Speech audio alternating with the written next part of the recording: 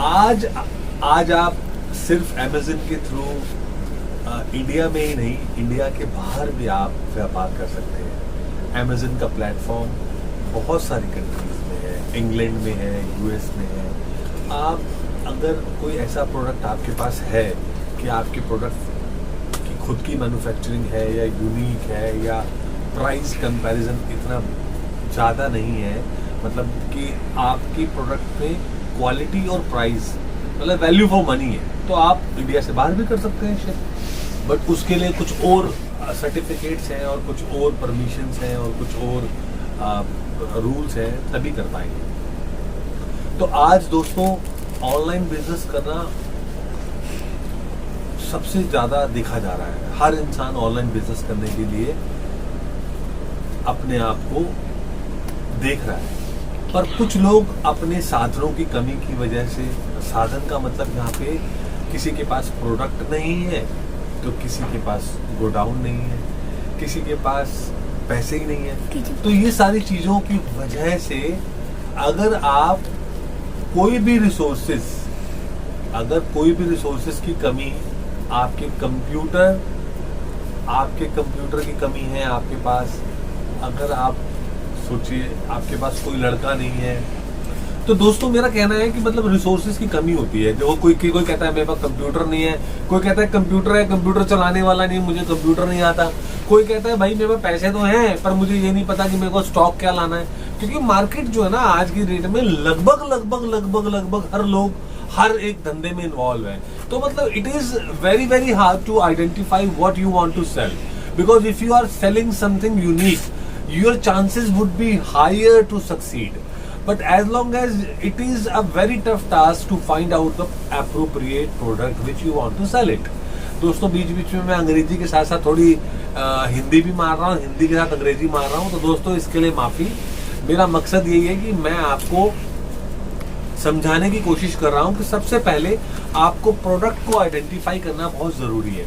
अगर आप product identify कर लेते हैं कि मेरे को ये प्रोडक्ट बेचना है, क्योंकि देखिए आपने जो भी प्रोडक्ट बेचना है ना, वो प्रोडक्ट ऑनलाइन बिकना है। ऑनलाइन बिकने का मतलब है कि वो प्रोडक्ट लोग ऑनलाइन खरीद रहे हैं तो ऑनलाइन उसके रिव्यू भी डालेंगे, ऑनलाइन उसके कंपैरिजन भी करेंगे।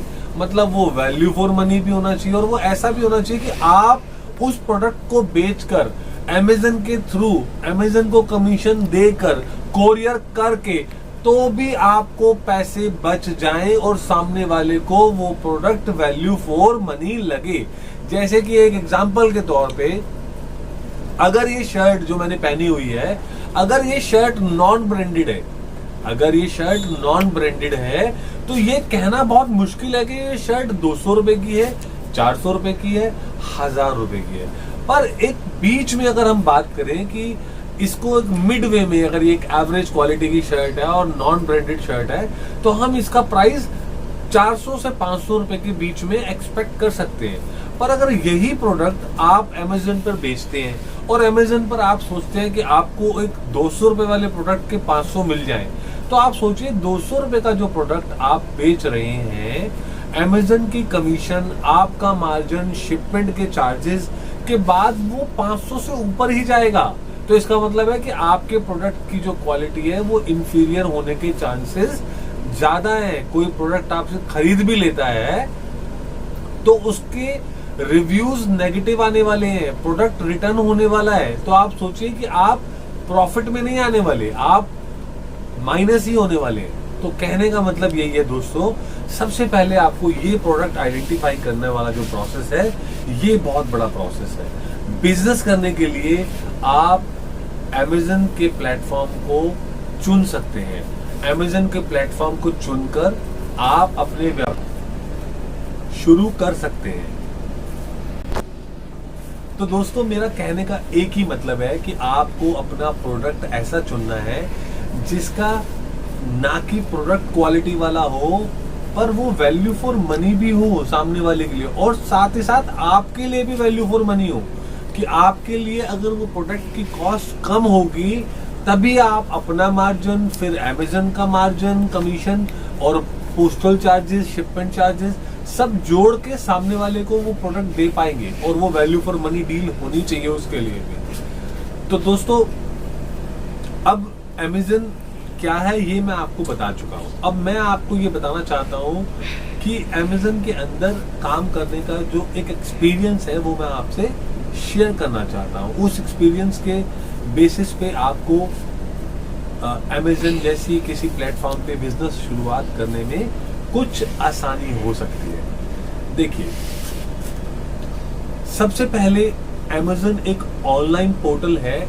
इसका मतलब यह है कि 99.999% आपका जो ये बिजनेस है ये एक नंबर का बिजनेस है।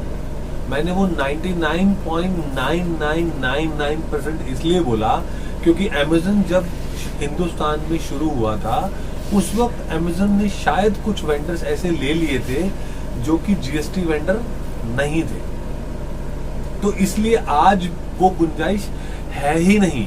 आपको अगर ऑनलाइन बिजनेस करना है तो सबसे पहली और सबसे प्रायोरिटी वाली रिक्वायरमेंट ये है कि आपके पास जीएसटी नंबर होना ही चाहिए। तो दोस्तों, जीएसटी नंबर के बारे में छोटा सा मैं आपको इंट्रो देता हूं। अगर आप जीएसटी के बारे में और जानना चाहते हैं तो उससे भी जुड़ा हुआ वीडियोस हम आगे बना सकते हैं। अभी आप ये जानिए कि जीएसटी नंबर एक एक्चुअल में एक टैक्स नंबर है। जैसे आपका पैन कार्ड होता है वैसे ही बिजनेस को रन करने के लिए एक जीएसटी नंबर है। जीएसटी नंबर का सही मायने में ये मतलब है कि आप जो भी माल खरीद के ला रहे हैं वो टैक्स पे खरीद के ला रहे हैं, और जो भी आप माल बेचेंगे, क्योंकि आप अमेजन के प्लेटफॉर्म पे बेचेंगे तो अमेजन बिना जीएसटी वालों का माल बेचता ही नहीं है। तो इसका मतलब है कि आप जो भी माल बेचेंगे उसके ऊपर आपको टैक्स चार्ज करना ही है। वो ऑटोमेटिकली चार्ज होगा। वो अमेजन के सॉफ्टवेयर से ही बिल बनते हैं, तो अमेजन आपको ऑप्शन ही नहीं देगा कि आप रेज करिए। तो वो ऑटोमेटिक बिल सिर्फ आपको पूछेगा कि आपका जो आइटम है वो किस टैक्स की श्रेणी में आता है। तो वो जब आप अमेजन पे रजिस्ट्रेशन करते हैं उसी दौरान वो आपसे ये सब चीजें पूछ लेता है। तो मेरा मानना ये है कि अगर आप जीएसटी के बिना काम करने की सोच रहे हैं तो आप ऐसा नहीं कर सकते हैं। तो दोस्तों, ये क्लियर हो गया कि जीएसटी नंबर आपके पास होना ही चाहिए, और जीएसटी नंबर आप अपने किसी भी अकाउंटेंट से, किसी भी चार्टर्ड अकाउंटेंट से कहकर उसको अप्लाई कर सकते हैं, और उस जीएसटी नंबर का आपको भी फायदा मिलने वाला है। क्योंकि आपको चाहे ये पता है या नहीं पता है, देखो जीएसटी ये तो आप सबको पता ही होगा कि जीएसटी के बिना बिल के कोई भी माल लेते हैं ना अगर आप, तो वो आप एक तरह से देश के लिए तो गलत कर ही रहे हैं। पर आपको ये नहीं पता होगा कि जीएसटी पे अगर आप माल नहीं भी ले रहे ना तो भी आपको लोग डायरेक्टली इनडायरेक्टली जीएसटी चार्ज करके ही माल दे रहे हैं। अगर हम जीएसटी का बिल अगर नहीं ले रहे हैं तो पर भी हमें जीएसटी का अमाउंट देना ही पड़ेगा। क्योंकि अगर आपको ये विश्वास नहीं है कि डायरेक्टली इनडायरेक्टली आप जीएसटी पे कर ही रहे हैं, तो आप मेरी एक छोटी सी एडवाइस मानिए। आप जिस वेंडर से भी जोन सा भी माल खरीद रहे हैं बिना जीएसटी के, सिर्फ उसको ये बोलिए कि भैया क्या रेट है। उसने आपको रेट बताया, लेट से सपोज 240, आप बोलेंगे उनको नहीं बिल पे चाहिए, तो आपको पता क्या बोलेगा, इसके ऊपर 18% है, आप ऐसा कीजिए 9% दे दीजिएगा। मतलब 9% तो उसने इंक्लूड कर ही रखा था उसके अंदर, पर ऐसा है नहीं। मेरे नॉलेज में ये है कि उसने 18% वाली आइटम के ऊपर कम से कम 14% या 16%, और कुछ आइटमों में तो 18% भी चार्ज करके ही दिया होता है। क्योंकि वो जीएसटी बिल आप नहीं ले रहे, पर वो किसी न किसी बंदे को डबल बेनिफिट काटने के लिए वो उस अमाउंट को 9% पे, 6% पे डिस्काउंट बिल करके कैश कर लेगा।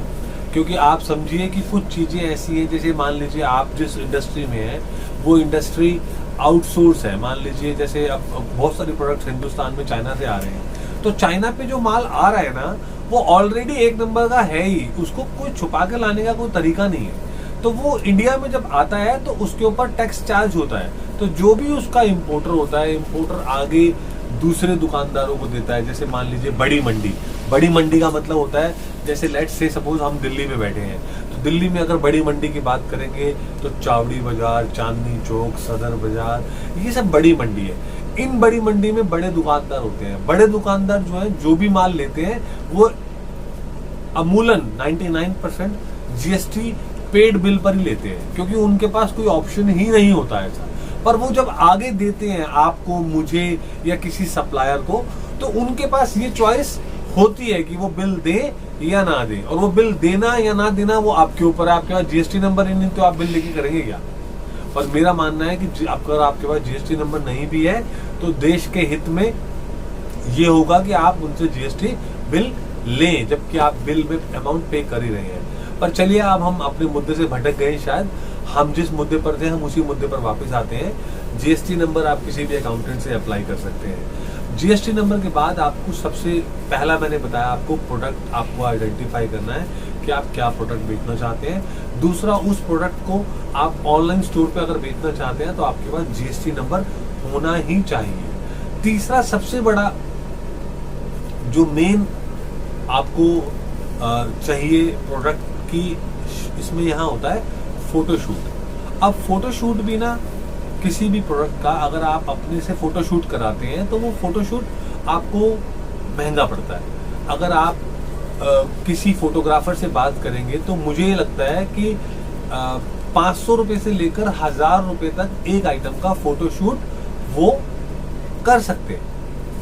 पर फिर उस फोटोशूट के हिसाब से आपको डिपेंड करता है आपके पास प्रोडक्ट कैसे है। जैसे मेरे खुद के पर्सनल एक्सपीरियंस में मेरे पास कुछ ऐसे एक्सपीरियंसेस हैं जिसमें प्रोडक्ट्स जो थे 250 से 400 प्रोडक्ट्स थे। उन 400 प्रोडक्ट्स को पहली बात तो हम खोल के उनको डिस्प्ले कर ही नहीं पाते, हमारे पास ऐसी कोई जगह ही नहीं थी, क्योंकि वो सब ना डेकोरेशन से जुड़े हुए आइटम थे। तो उन डेकोरेशन के आइटम्स को डिस्प्ले करना और उन सब आइटम्स को दीवार पे डेकोरेट करना और फिर उनका फोटोशूट कराना, ये संभव ही नहीं था हमारे केस में।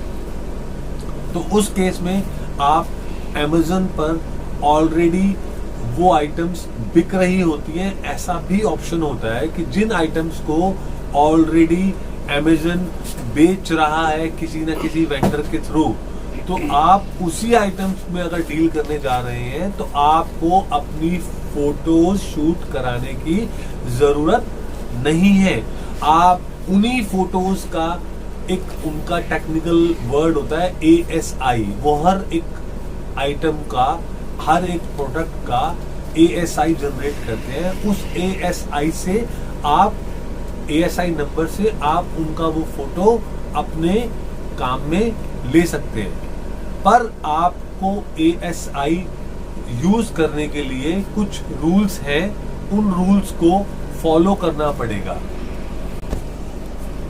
दोस्तों मुझे लगता है कि अभी जो मैंने इन्फॉर्मेशन आपको शेयर की वो इन्फॉर्मेशन अभी के लिए शायद बहुत हो चुकी है, और ज़्यादा इन्फॉर्मेशन के लिए अब हम अगला वीडियो बनाएंगे। उस वीडियो में हम आपको और स्पेसिफाइड चीज़ें बताएंगे, कैसे आप Amazon में काम कर सकते हैं और Amazon में काम करने के एडवांटेजेस, डिसएडवांटेजेस, आप सब कुछ बताऊंगा आपको। और शायद जो मैं बताऊंगा ना वो आपको इतना इजी लगेगा कि आपको शायद किसी और से पूछने की भी जरूरत नहीं पड़ेगी। ठीक है दोस्तों, अगर आपको मेरा काम अच्छा लगा हो और अगर आपको मेरे ये वीडियो पसंद आया हो तो आप मुझे लाइक करें और मेरे इस चैनल को सब्सक्राइब करें। आप सभी का इस वीडियो को देखने के लिए बहुत बहुत धन्यवाद।